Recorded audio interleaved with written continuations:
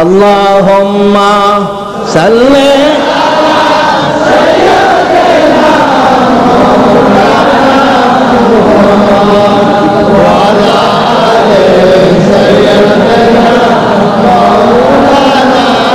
محمد اللهم صل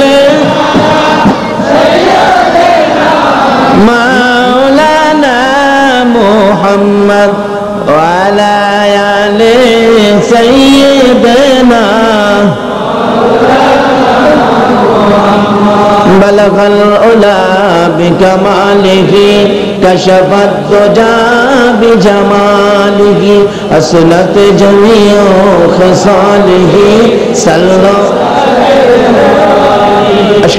আমি পবিত্র কোরআন শরীফ থেকে সর্বপ্রথম তেলাওয়াত করেছি কুল্লু নাফসিন যায়িকাতুল মাউত, কুল্লু নাফসিন যায়িকাতুল মাউত। কোরআন শরীফে আল্লাহ পাক আমাদের উদ্দেশ্যে ঘোষণা দিলেন, সকল প্রাণীর উদ্দেশ্যে, সকল প্রাণী একদিন মৃত্যুর কূলে ঢলে পড়তে হবে। আচ্ছা বলুন তো, আল্লাহর ঘোষণাটা কি ঠিক আছে? আমরা সকলের কি একদিন মরতে হবে? মরবেন না এমন কেউ আছেন? বললেও কোনো লাভ, বুঝে মনে মরতো না। কি কোন আপনাদের ধারণা কি? বসে,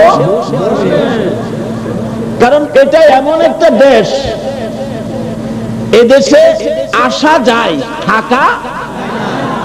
এই পৃথিবীটার সিস্টেম হলো মানুষ আসতে পারে, থাকতে, কারণ থাকার ভিসা এদেশের কাউরে দেওয়া হয় নাই।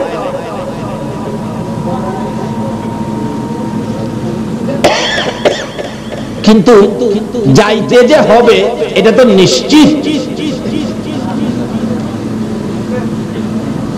এখন সকল প্রাণীর ব্যাপারটা আমাদের চিন্তা করে লাভ নাই, আমরা নিজেদের ব্যাপার চিন্তা করি। আল্লাহ পাক আমাদের উদ্দেশ্যে মৃত্যুর ঘটনা ভালো করে বোঝানোর জন্য আল্লাহ নিজে কোরআন শরীফে আরেক জায়গায় বলেছেন, খলিকাল ইনসানু যায়িফা, এ মানুষ আমি তোমাদেরকে দুর্বল করে বানাইছি। তার কারণ হলো আমরা যে মরে যাব। কারণ শক্ত করে বানায় লাভ কি বলুন? আজকের প্যান্ডেলটা, এই মাহফিলের প্যান্ডেলটা করেছে, এটা কি 2 দিন পরে থাকবে? এটা অস্থায়ী।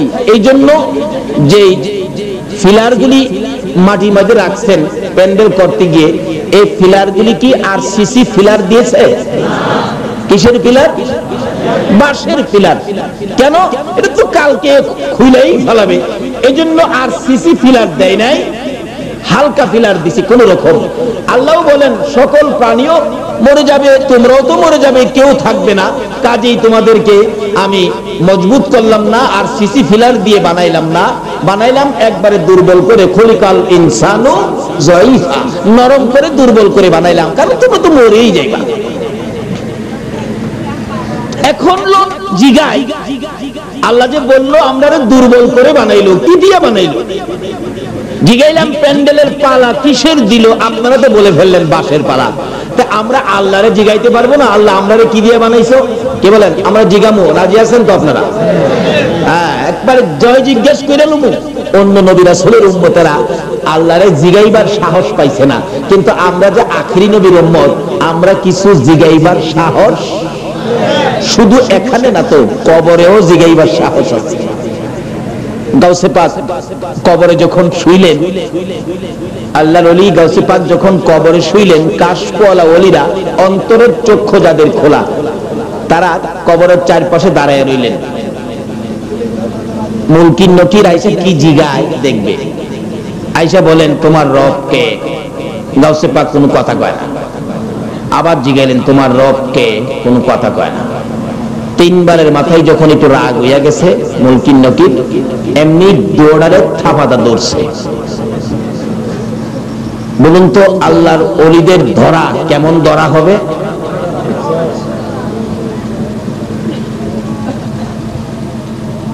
আমার পীর সাহেব কেবলা বলেন, বাবারে গাউসে পাকের দরবারের কুকুরের পাওয়ার জংলার বাঘের চেয়ে অনেক বেশি। গাউসে পাকের দরবারের কুকুরের পাওয়ার জংলার বাঘের চেয়ে, যে দরবারের কুকুরের পাওয়ার বাঘের চেয়ে বেশি হয়, এই দরবারের আল্লাহর বন্ধুর পাওয়ার কত হবে ধরা পড়েন নাই তো? মুমকিন নকিরে জিগায়েন গাউসে পাকের পাওয়ার কত। এমন ভাবে ধরার পরে বলতেছেন কি ব্যাপার, তোমরা বারবার খালি তো আমার রবকে রবকে, যে রবের প্রেমে দেহটা জ্বালিয়ে দিলাম, আজকে আমার জিগাও রবকে, তোমাদের সালাম কালাম কই? কারণ যেই নবী সৃষ্টি না হইলে জগৎ সৃষ্টি হতো না, তোমরাও সৃষ্টি হতো না। এই নবীর উত্তম আদর্শ হলো আগে সালাম দেওয়া। বলুন আগে কি দেওয়া? আজকে সেই নবীর আদর্শটুকু আমাদের কাছে নাই। আজকে একটু লেখাপড়া শিখলে, বড় বড় হাফ প্যান্ট পরলেই, দাঁড়াইয়া প্রস্রাবের সাপ হইলেই ভদ্রতা বজায় রাখে, অফিস আদালতে গেলেই ডাক দেয় বস, গুড মর্নিং, গুড নাইট। তোমাদের লজ্জা থাকা উচিত মুসলমানের সন্তান। যারা তোমাদেরকে গুড মর্নিং গুড নাইট শিখাইছে, তারাই আজকে ইরাকের জমিনে এসে আমাদের মা বোনদেরকে ইজ্জত মারতেছে। যারা তোমাদেরকে গুড মর্নিং গুড নাইট শিখাইছে, তারাই মুসলমানদেরকে পাখির মতো গুলি করে করে মারতেছে। আজকে তাদের প্রতিশোধ নিতে গেলে মুখে তালা লাগাইতে হবে। তাদের আদর্শ আর আমরা ব্যবহার করব। যে নবীর আদর্শ গাউসে পাক কবরে গিয়েও ব্যবহার করে। আজকে সেই গাউসে পাকের স্মরণে শুধু মাহফিল করলেই চলবে না, এই আদর্শগুলো আমাদের মধ্যে আনতে হবে। রাজি আছেন না? পত্রিকায় মার্কিন বাহিনী দ্বারা নির্যাতিত, ইহুদি খ্রিস্টান দ্বারা নির্যাতিত আমাদের মা, আমাদের বোন, ইরাকের আবু গারিব কারাগার থেকে একটা মহিলা চিঠি লিখছে, চোখের পানি দিয়ে কাঁদতে কাঁদতে। চিঠিটা পত্রিকায় ছাপানো হয়েছে। বলতেছেন মহিলাটা, পৃথিবীতে কোনো মুসলমান নাই, কেন আমাদের খোঁজ খবর নাই না? আমরা ইহুদি খ্রিস্টান দ্বারা নির্যাতিত। যদি পারে কিছু করুক, না হয় দোয়া করুক, আমরা যেন মরে যাই। যারা আমাদের মা বোনদের ইজ্জত নষ্ট করছে, তাদের আদর্শ আমাদের কাছে। বলুন, যদি এই নবীর শাফায়াত পেতে চান, বিপদে যদি গাউসে পাককে পাশে পেতে চান, এই ইহুদি খ্রিস্টানদের আদর্শ গুড মর্নিং গুড নাইট আর আমরা ব্যবহার। কালকার থেকে আমাদের আমলে কি আসবে? সালাম। আগে কি আসবে? আল্লাহু আকবার। হযরত আলী রাদিয়াল্লাহু তাআলা আনহুর জীবনী খুললে পাবেন, হযরত আলী একদিন স্বপ্নে দেখে বিরাট বড় যেই বাগান, দেখা যায় না এত বড় ফুল ফলের বাগান, কিন্তু বাগানের মাঝখানে একটা স্বর্ণের আসন। আসনটা এত সুন্দর, পাশে একজন ব্যক্তি পাহারা দিচ্ছে আসনটাকে। হযরত আলী বলতেছেন, কিরে ভাই, তুমি এত বড় ব্যাকুল, এমন সুন্দর আসন কেউ নাই, কার জন্য পাহারা দিচ্ছ? তুমি তো বসতে পারো, বসো না। ওই লোকটা বলেন, আলী, আমি তো তোমাদের মতো কোনো মানুষ না, আমি হলো আল্লাহর ফেরেশতা। আল্লাহ নির্দেশ দিয়েছেন এই বেহেশতের বাগানের ভিতরে এই আসনটাকে পাহারা দাও। হযরত আলী বলেন, তাহলে এই আসনে বসবে কে? ফেরেশতা বলেন, আলী, এই আসনে ওই ব্যক্তি বলবে আখিরি নবীর উম্মতগণের মধ্যে যে আগে সালাম দেয়। এই আসনে ওই ব্যক্তি বসবে যে আগে সালাম দেয়। আমার নবী বলেছে, আমার উম্মতের মধ্যে ওই ব্যক্তি উত্তম হবে যে আগে সালাম দেয়। নবীর কথা ঠিক আছে কিনা বলুন তো? যদি নবীর কথা ঠিক থাকে, কালকে থেকে আগে সালাম দেওয়ার অভ্যাস করেন, তাহলে বিপদে রাসূলকে পাবেন, গাউসে পাককে পাবেন। কিছু বাড়িতে নেন বাবা, যে দেশে আসছেন, এই দেশের সিস্টেম হলো মানুষ আসতে পারে, থাকতে, কিন্তু কোটি কোটি টাকা রোজগার করতে পারে, যাওয়ার সময় 10টা পাই নিতে পারে। কিভাবে নিবেন? নেওয়ার তো সিস্টেমই নাই। আমরা টাকা পয়সা রাখার জন্য জামা কাপড় বানাইলে, বলুন টাকা পয়সা রাখার জন্য কি দেই? কয় না, কয় না, কি দেই? কি পকেট? পকেট। দেখবেন দর্জিকে না বললেও টাকা রাখার পকেট কি? এক বেচারা ছাত্র মানুষ এক বুড়া দর্জির কাছে জামা দিয়েছে শার্ট বানাইতে। বুড়া মানুষ বাসার চোখে কম দেখে, খেয়াল শক্তি কমে গেছে, রোজগার করার মতো কোনো ছেলে নাই, বিদায় নিজের পেটের দায়ে নিজেই বুড়া বয়সে কষ্ট করে। আপনাদের কষ্ট হবে না তো? একটা ঘন্টা সময় দিবেন না?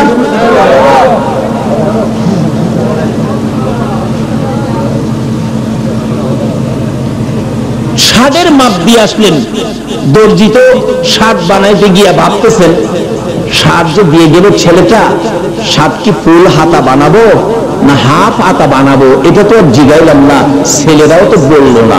অবশেষে শার্ট বানাইতে গিয়ে এক হাত দিছে ফুল আর এক হাত দিছে হাফ। কি করবো বলে নাই, যখন দুটো দেই দেখা যাক কোনটা ঠিক হয়, বানাইয়া হ্যাঙ্গারে ঝুলাই রাখছে শার্ট, একটা ছোট একটা বড় বাতাসে ঝুলে। ছাত্র তো শার্ট নিতে আইছে, চাচা আমার শার্ট হয়েছে? হ্যাঁ বাবা হয়েছে। কই? ওই যে। ওইটা কি শার্ট বানাইলেন? একটা হাত বড় আর একটা ছোট। তো বাবা তুমি তো বলো নাই কোন হাত দিব, বিদায় দুইটা দিছি, তোমার যেটা পছন্দ সেটা পালাই দাও। ওই যে পকেট দিলেন না, টাকা পয়সা রাখবো কই? পকেট দিছি তো, পকেটের কথা না বললে পকেট দেয় কিনা বলুন তো? আরে মাশাআল্লাহ, আমাদের দেশের দর্জিরা দেখবেন, আমাদের দেশের দর্জিরা পাঞ্জাবি বানাক, শার্ট বানাক, পকেট উপরে একটা দেয় আর একটা আসেনি, আসেনি? আমার এটা এই দেশের বানাই, হ্যাঁ এটাতে আছে, আছে। আবার সৌদির বানানো পাঞ্জাবির মধ্যে নিচের পকেট পায় না, তাহলে বোঝা গেল সৌদিতে নিচের কাম করুন না। বলে হুজুর আমরা দেশও, হ্যাঁ আমরা দেশে আছে বিদায় দর্জিরে না, আমি আল্লাহর কসম করে কই নিচের পকেটের কথা আমি দর্জিরে কই নাই, আজকে জানি, আজকে হাত দিয়া দিকে আছে। এরপরেও কিন্তু টাকা পয়সা রাখা যায় না। কি কারণ? আমার বাস স্ট্যান্ডে একদিন এক বেচারা ভদ্রলোক মাথায় হাত দিয়ে বসে রয়েছে, গেলাম বাবা কি ব্যাপার, মাথায় কোনো ব্যথা হইতেছে? না হুজুর ব্যথা না তো। কি বাসের থেকে 14,000 নাই? এই রোগ আসেনি বাংলাদেশও? থাকলে ভালো কথা। আখিরি নবীর উম্মত যদি হতে চান, এই রোগ ছেড়ে দিতে হবে। কি বলেন, ঠিক কিনা? আচ্ছা, এই নবী পাওয়ার পরে আর কোন পাওয়ার দরকার আছে? আবু বকরের জীবনী খুলুন। আবু বকর নিজের ঘরে যা ছিল রে সব আমার নবীর জন্য বিলীন করে দেয়। একদিন আমার নবী মসজিদে নববীর বারিন্দায় গায়ের চাদর মুবারক বিছাইয়া ডাকতেছে, ও আমার আদরের সাহাবীরা, তোমরা আমাকে কে কি দিয়া খুশি করবা জানতে চাই। এমনি সাহাবীরা দৌড়ায় বাড়িতে গেলেন, যা যা পাইছে সব নিয়ে দৌড়। বিবি জিগাই, স্বামী গো পাগলামি করতেছো কেন? ও বিবি তুমি কি খবর পাও নাই রাসূলকে খুশি করতে হবে বিদায়? পাইয়া দৌড় দিলাম। কি আনছো? ইয়া রাসূলুল্লাহ, ঘরে যা ছিল অর্ধেক রাখলাম, অর্ধেক নিয়ে আসলাম। তুমি কি আনছো? হুজুর 4 ভাগের 3 ভাগ রাখলাম, 1 ভাগ নিয়ে আসলাম। তুমি কি আনছো? হুজুর 4 ভাগের 3 ভাগ নিয়ে আসছি, 1 ভাগ রাখছি। সকলের পরে আসবে আবু বকর। আমার রাসূল বলেন, দেখি রে আমার আবু বকর কি আনবে? আবু বকর বলেন, ঘরের ভিতরে যাইয়া রুমালটা বিছাইয়া তালাশ করি, ঘরে কিছুই নাই, নবীর প্রেমে সব বিলীন করে দিয়েছি। অবশেষে পাইলেন একটা ছোট্ট গ্লাস, নিমকদানি, তরকারির চামিচ, 4 কাপ, 4 পিরিচ, এগুলি গাঁঠুরি বাঁধতেছে। আবু বকরের বিবি দৌড়ে এসে সামনে দাঁড়াইয়া দেখে, স্বামী শুনেছি রাসূল বলে গায়ের চাদর মুবারক বিছাইয়া সাহায্যের হাত বাড়াইছে। হ্যাঁ বিবি তাই তো করেছে। স্বামী গো, মদিনার মহিলারা বলে কানের অলংকার, গলার হার খুলে খুলে নবীর রুমালে দিয়েছে। স্বামী আমার মন চায় নবীর রুমালে কিছু দিতে, তুমি সব প্যাকেট করে ফেলেছ। একটা গ্লাস নিলাম হাতে, স্বামী গো এই গ্লাসটা আমার নামে নবীর রুমালে দিও। আবু বকর বলেন, বিবি আমি তো সব আমি দেব বলে নিয়ত করে প্যাকেট করে ফেলেছি, এখান থেকে আর কাউরে দিতে রাজি না। আবু বকরের বিবি বলেন, স্বামী গো তাহলে একটু সময় দাঁড়াও, আমি নবীকে খুশি করব, আমি নবীর ভালোবাসা দেখাবো, কি করবি? আবু বকর বলেন, আমি যখন দাঁড়াইলাম আমার বিবি বিছানার থেকে খেজুর পাতার চাটাই টাইনা বাহির করে খেজুর পাতার চাটাই পরনে লাগাইয়া পরনের কাপড় টাইনা খুলতেছে। আল্লাহু আকবার বলো। আবু বকর বলেন, বিবি খেজুর পাতার পোশাক পরে কি করতেছে? বলেন আমি শুনি। স্বামী খেজুর পাতার চাটাই পরনে লাগাইয়া আমি পরনের কাপড় খুলতেছি, নবীর রুমালে দান করে দিব। আবু বকর দুইটা চোখের পানি ছেড়ে দিলেন। রে বিবি, তোমার কি মন চায় পরনের কাপড় খুলে আমার নবীর দেওয়ার জন্য? আবু বকরের বিবি একটা চিৎকার মারছে, স্বামী গো, শুধু পরনের কাপড় নয় গো স্বামী, আমার কি মন চায় কলিজাটা খুইলা নবীর রুমালে দিতে। আমার আল্লাহ বলেন, রে বেরেস্তারে শুন, আমার বন্ধুর জন্য আবু বকরের বিবি কত পাগল হয়ে গেছে। এবার পরনের কাপড় খুলে দিলে গাটুরি বানাইয়া আবু বকর ঘরে যাচ্ছিল, কিছুই নাই, সব নিয়ে আমার নবীর সামনে হাজির। আমার নবী বলেন, আবু বকর কি আনছো? আমার আবু বকর কি আনছো? আবু বকর বলেন, হুজুর ঘরে যা ছিল সব নিয়ে আসছি, কিছুই রাখো নাই। আবু বকর বলেন, আল্লাহর নবী গো, রাখছি গো, আল্লাহ আর আল্লাহর রাসূলকে ঘরে রাইখা আমি সব বিলীন করে দিয়েছি। নবী বলেন, আবু বকর এই পুরান কাপড়, এমনি জিবরাইল খেজুর পাতার পোশাক পরে নবীর সামনে হাজির। ইয়া রাসূলুল্লাহ, আল্লাহর সালাম গ্রহণ করুন। আমি জিবরাইলের সালাম গ্রহণ করুন। রাসূল বলেন, রে সালাম যে গ্রহণ করব, তোমার বেহেশতি পোশাক কোথায়? তুমি কি খেজুর পাতার পোশাক পরছো?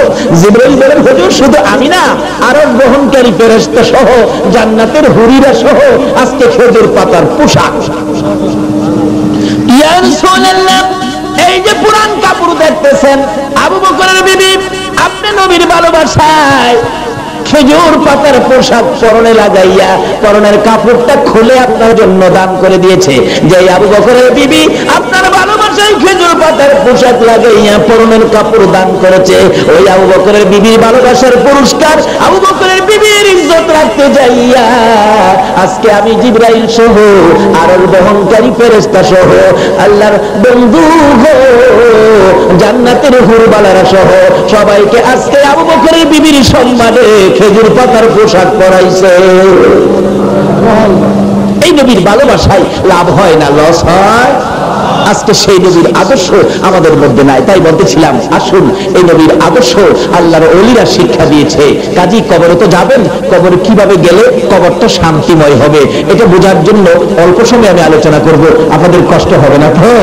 সেই নবী দরুদ শরীফ পড়ুন, আলোচনা করে যে আল্লাহুম্মা সাল্লি আলা সাইয়্যিদিনা মুহাম্মাদ, আল্লাহুম্মা সাল্লি আলা সাইয়্যিদিনা মুহাম্মাদ নাবিয়ানা মাওলানা মুহাম্মাদ নাবিয়ানা মাওলানা দিবানিশি মনের আমার আর দিও না যন্ত্রণা, দিবানিশি মনের আমার আর দিও না যন্ত্রণা। হায়রে দান যদি হইতাম দনে যাইতাম সোনার মদিনা, হায়রে দান যদি হইতাম যাইতাম সোনার মদিনা।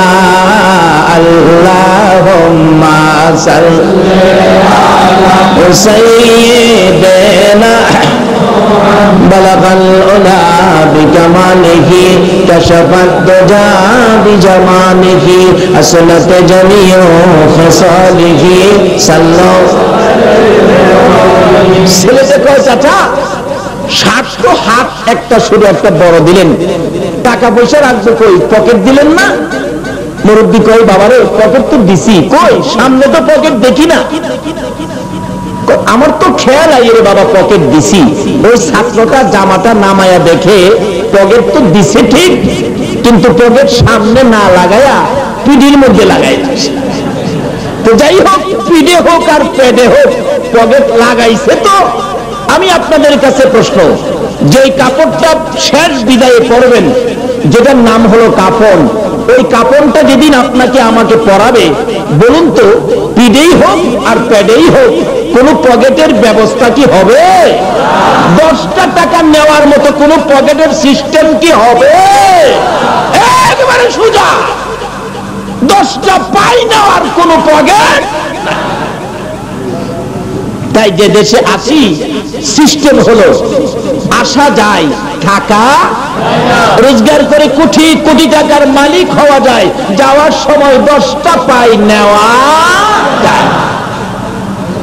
তাই সে কবরে যাইবার আগে কি করতে হবে আসুন আগে বাড়ি। তাই বলতেছিলাম আমরা যে নবীর উম্মত, আমরা কাজ কাম যা করি জিগায়া জিগায়া করবো। কি বলেন? আমরা যে মরে যাব, আমরা যে দুর্বল করে বানাইলেন, খিদে দুর্বল করে বানাইছেন, জিগান দরকার আছে না? আপনারা জিগাইছি বাঁশের পালা দিছি চটকিরা বলে ফেলছেন। আল্লাহরও আমরা জিগামো, অন্য নবী আসলের উম্মতেরা জিগাইতে পারতো না, এদের সাহস নাই, কিন্তু আমরা পারি। দুনিয়াতেও পারবো, কবরে গিয়াও। তাই বলছিলাম গাউসে পাক খবরে গিয়া দুইটারে ধরছে, ধরা সালাম কালাম কই কি জিগাইছে? কারণ এই নবীর উম্মতের মধ্যে উত্তম উম্মত হবে কে? যে আগে তোরা সালাম কালাম কই। দুই ফেরেশতা কয় হুজুর আমরা তো ফেরেশতা, আমরা তো কোনোদিন সালাম দিছি না, এমনি দৌড়ারে আরো চাপায়া ধরতেছে। তোরা ফেরেশতা, তোরাও তো খুঁজবাসি। সুবহানাল্লাহ বলতেন না? বলবেন হুজুর গাউসে পাক ফেরেশতারা কেন খুঁজে? খোঁজার কারণ হইল দুইটারে দেশে হুজুর কি লেগে খুঁজতেছেন? কই তোরা বলে আমার বাবা আদি পিতা আদম নবীরে বানানোর সময় তোরা বলে নিষেধ দিসলি। সুবহানাল্লাহ বলতেন না? কই আদি পিতা আদম নবী, এরপরও খবর পেয়ে লাইছে গাউসে পাক। আল্লাহু আকবার বলো।